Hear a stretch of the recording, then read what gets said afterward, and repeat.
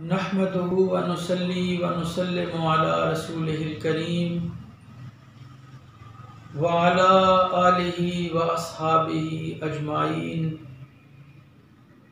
أما بعد فأعوذ بالله من الشيطان الرجيم بسم الله الرحمن الرحيم قل لا أسألكم عليه أجرا إلا المودة في القربى صدق الله العظيم۔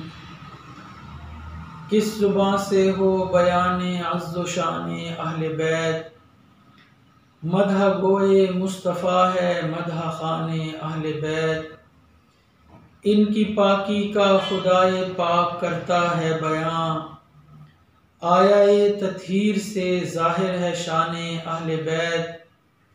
ان کے گھر میں بے اجازت جبرائیل آتے نہیں، قدر والے جانتے ہیں قدر و شان اہل بیت۔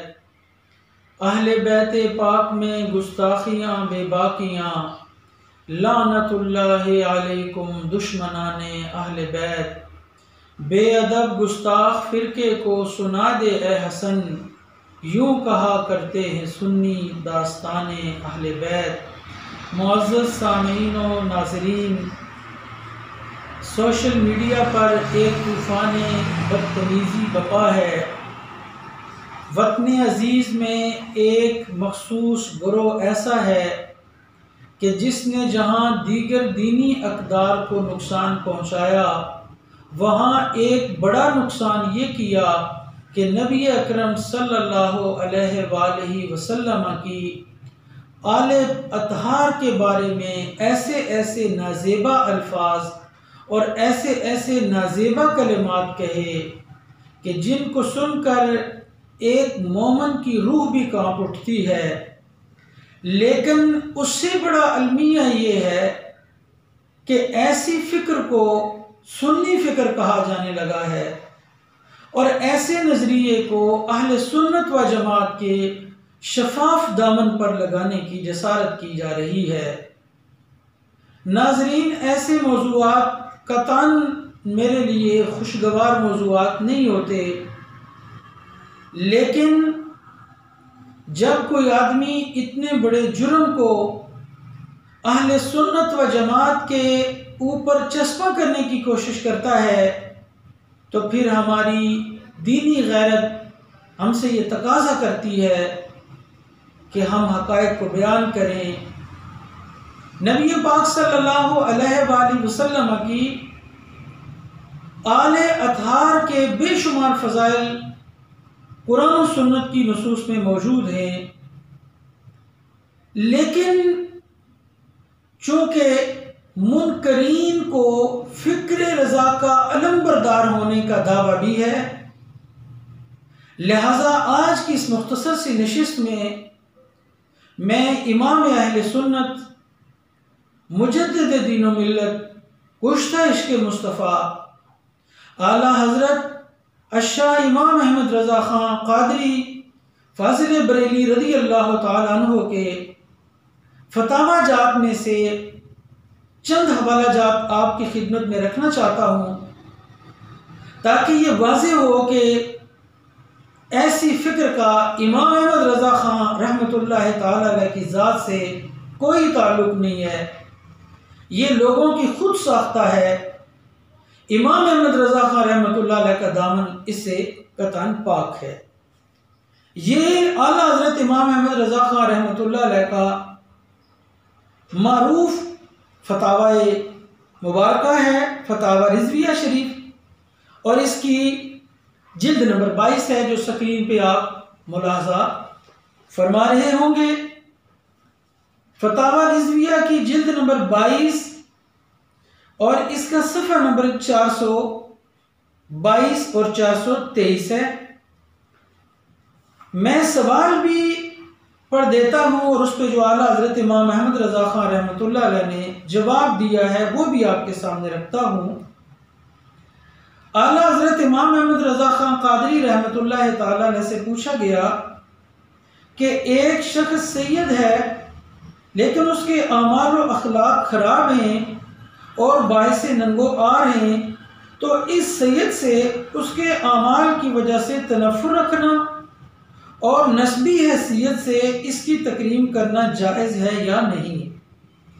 اس سید کے مقابل کوئی غیر مثل شیخ، مغل، پٹھان وغیرہ وغیرہ کا آدمی نیک اعمال ہو تو اس کو اس سید پر بحیثیت اعمال کے ترجیح ہو سکتی ہے یا نہیں؟ شرع شریف میں ایسی حالت میں اعمال کو ترجیح ہے کہ نسب کو بینوا توجروا۔ سوال تو آپ سمجھ گئے ہوں گے کہ پوچھا یہ جا رہا ہے کہ ایک آدمی سید ہے لیکن اس کے اعمال ٹھیک نہیں ہیں، تو کیا اس کے اعمال درست نہ ہونے کی وجہ سے اس سے نفرت کی جا سکتی ہے؟ اور اگر کوئی غیر سید ہے اور اس کا عمل اچھا ہے تو کیا عمل کی بنیاد پر وہ کسی سید سے افضل ہوگا؟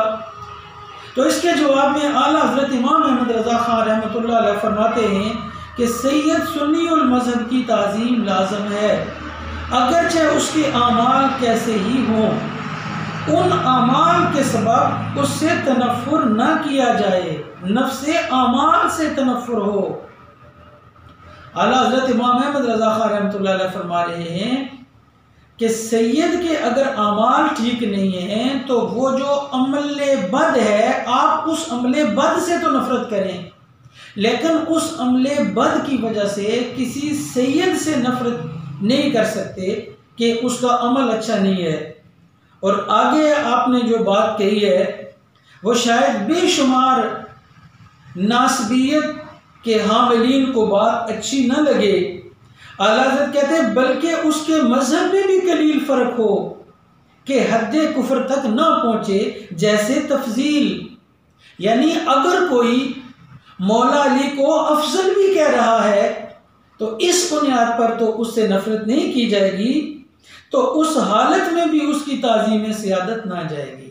ہاں اگر اس کی بد مذہبی حد کفر تک پہنچی ہو، جیسے رافضی، وہابی، قادیانی، نیچری وغیرہ ہوں، تو اب اس کی تعظیم حرام ہے کہ جو وجہ تعظیم تھی یعنی سیادت وہی نہ رہی۔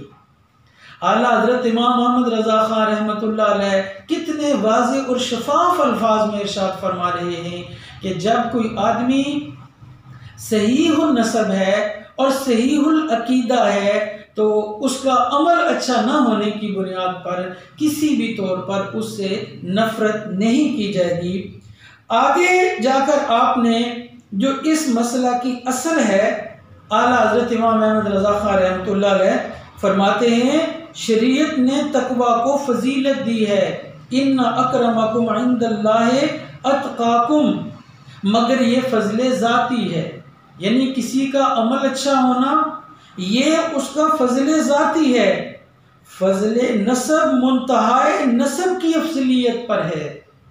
یہ لفظ سمجھنے کے قابل ہے کہ جو نسب کی فضیلت ہے اصل میں یہ انتہائے نسب کی افضلیت کی بنیاد پر ہے، یعنی کوئی سید ہے تو اس کی تعظیم اس کے اپنے وجود کی وجہ سے نہیں ہے بلکہ اس کے انتہائی نسب کی وجہ سے ہے، اور اس کا انتہائی نسب کون ہے؟ اعلیٰ حضرت امام احمد رضا خان رحمۃ اللہ علیہ فرماتے ہیں سادات کرام کی انتہائی نسب حضور سید عالم صلی اللہ علیہ وآلہ وسلم پر ہے۔ یہ ہے وہ اصل مسئلہ کہ جس کی بنیاد پر سادات کی تعظیم ہے، یعنی نبی پاک صلی اللہ علیہ وآلہ وسلم سادات کا انتہائی نسب ہیں۔ اس فضل انتصاب کی تعظیم ہر متقی پر فرض ہے کہ وہ اس کی تعظیم نہیں حضور اقدس صلی اللہ تعالی علیہ وآلہ وسلم کی تعظیم ہے۔ واللہ تعالی عالم۔ معزز ناظرین، اعلیٰ حضرت امام احمد رضا خان رحمۃ اللہ تعالی علیہ نے کتنے شفاف الفاظ میں سادات کرام کی حرمت و تعظیم کو بیان کیا، لیکن آج فکر رضا کی علم برداری کا دعویٰ کرنے والے صحیح النسب اور صحیح العقیدہ سادات کرام کے اوپر جو الزامات لگا رہے ہیں، ان کے خلاف جو دشنام ترازی کر رہے ہیں، یہ کسی بھی طور پہ فکر رضا اور امام اہل سنت سے اس کا کوئی تعلق نہیں ہے۔ یہ فتاوی رضویہ کی 29ویں جلد ہے، سکرین پہ آپ ملاحظہ کر لیجئے، اور اس کا صفحہ نمبر 587 ہے۔ یہ ایک طویل سوال ہے اور اس کا طویل جواب اعلیٰ حضرت امام احمد رضا خان رحمۃ اللہ علیہ نے دیا۔ سوال کا خلاصہ یہ ہے کہ سائل نے مولوی عبد الرحیم صاحب نامی کسی شخص کے بارے میں یہ پوچھا کہ وہ سادات کرام کے پیچھے پڑے ہوئے ہیں اور ان پر طرح طرح کے الزامات لگا کر ان کی دل آزاری کرتے ہیں۔